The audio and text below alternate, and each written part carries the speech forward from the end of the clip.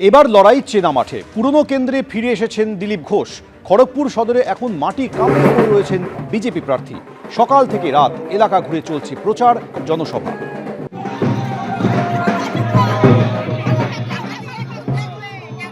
2015 সালে রাজ্য সভাপতি হওয়ার পর 2016 সালে তিনি এই কেন্দ্র থেকে প্রতিদ্বন্দ্বিতা করেছিলেন দিলীপ ঘোষ, এবং প্রথমবার জিতেই হইচই ফেলে দিয়েছিলেন জায়ান্ট কিলার হিসাবে। এবং এটাই সম্ভবত আপনার নির্বাচনী কার্যালয়ে বানিয়ে রেখেছেন, তাই তো?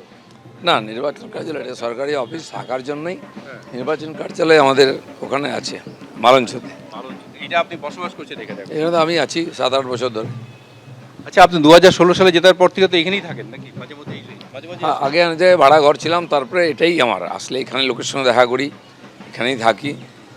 নতুন একটা জিনিস সংযোজন হয়েছে, দেখলেন যে প্রচুর গরু শুয়ে আছে এখানে।